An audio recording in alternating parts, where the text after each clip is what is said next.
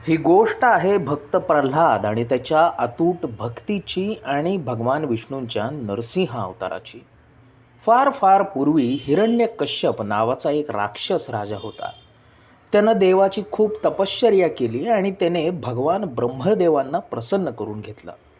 त्याने ब्रह्मदेवांकडून एक वर मिळवला आणि त्या वरानुसार, त्या शक्तीनुसार त्याला माणूस, प्राणी किंवा कुठलंही शस्त्र मारू शकत नव्हतं. इतकंच काय, त्याला कोणी दिवसा आणि रात्रीसुद्धा मारू शकणार नव्हतं. यासोबतच पृथ्वीवर किंवा आकाशात किंवा घराच्या आतमध्ये आणि बाहेरही त्याला कोणी मारू शकणार नव्हतं. या शक्तीमुळे हिरण्यकश्यपू मोठा गर्विष्ठ झाला. तो स्वतःला देवासारखं मानू लागला आणि सर्वांनी आपली पूजा करावी असा हुकूम सोडू लागला. आणि त्याने आपल्या प्रजेवरती नंतर अनन्वित अत्याचारसुद्धा सुरू केले. या गोष्टीची अपेक्षा देवांनाही होतीच, मात्र त्याच्या वरामुळे, त्याच्या त्या शक्तीमुळे त्याला कोणालाही मारणं अशक्य होऊन बसलं. या हिरण्यकश्यपूला एक प्रल्हाद नावाचा मुलगा देखील होता आणि हा प्रल्हाद भगवान विष्णूंचा खरा भक्त होता बरं का. प्रल्हादने आपल्या वडिलांना देव मानण्यास चक्क नकार दिला, कारण तो फक्त भगवान विष्णूंवरच विश्वास ठेवायचा. आणि ह्याच्यामुळे हिरण्यकश्यपू आपल्या मुलावर खूप संतापला आणि आपल्या सेवकांना त्याने प्रल्हादला कठोर शिक्षा करण्याचे आदेश दिले. नुसते आदेशच नाही, तर अनेकदा प्रल्हादला मारण्याचे हिरण्यकश्यपूने प्रयत्न देखील केले. त्याने प्रल्हादला डोंगरावरून फेकून दिलं, हत्तीच्या पायी चिरडण्याचा प्रयत्न केला, त्याच्या अन्नात विष मिळवण्याचा प्रयत्न केला. इतकंच काय, तर हिरण्यकश्यपूने स्वतःची बहीण म्हणजेच प्रल्हादची आत्या होलिकाच्या मदतीने त्याला जिवंत जाळण्याचा प्रयत्न केला. होलिकाला असं वरदान होतं की तिला आगीने कधीही इजा होऊ शकत नाही, आणि तिने प्रल्हादला आपल्या मांडीवर घेतलं आणि त्याच्यासोबत अग्नीत प्रवेश केला. मात्र इथे आश्चर्य असं घडलं की होलिका चक्क आगीमध्ये जळून राख झाली, पण प्रल्हाद मात्र सुरक्षित राहिला. वाईटावर चांगल्याच्या विजयाचा हाच प्रसंग म्हणून होळीच्या आदल्या रात्री आपण मराठी लोक किंवा हिंदू धर्मातच सर्वत्र होलिकेचं दहन केलं जातं आणि आपल्याकडे होळी तर कोकणामध्ये शिमगोत्सव साजरा केला जातो. लोक अग्नी पेटवतात आणि त्याच्या भोवती जमून ते उत्साहाने हा सण साजरा करतात. अग्निभोवती ते गाणी गातात. दुसऱ्या दिवशी नाचून एकमेकांना रंग आणि पाणी लावून उत्साहाने तो हा सण साजरी करतात. हा होळी सण आनंदाचा तर आहेच, पण त्यासोबतच होलिकेचं दहन झालेला, वाईटावर चांगल्याने विजय मिळवलेला सण म्हणून देखील साजरा केला जातो. तथापि प्रल्हाद हा भगवान विष्णूंवरती विश्वास ठेवत होता. त्याला हिरण्यकश्यपू मारण्याचा सारखा प्रयत्न करत होता.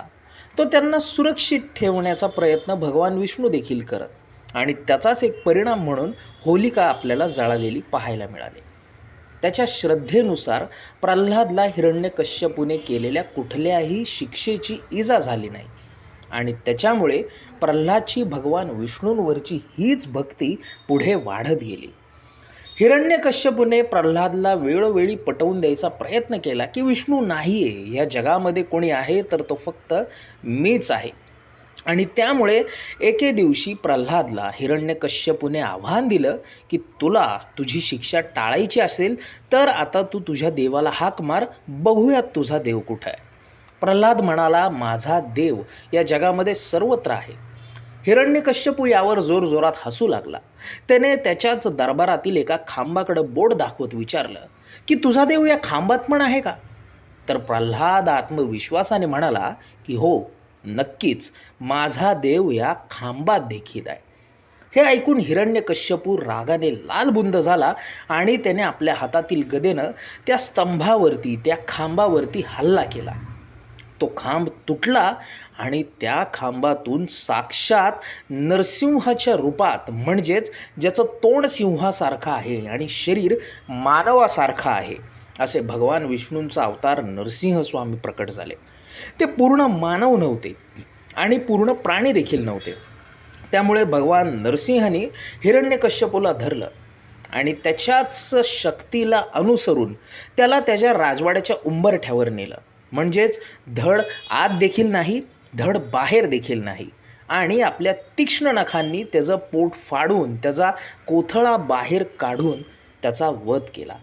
तो देखील संध्यासमयी, म्हणजेच रात्रही नाही दिवसही नाही, संधी प्रकाशाच्या वेळी. प्रल्हादची ही खरी भक्ती पाहून भगवान नरसिंह प्रसन्न झाले. त्यांनी त्याला एक इच्छा मागण्यास सांगितले.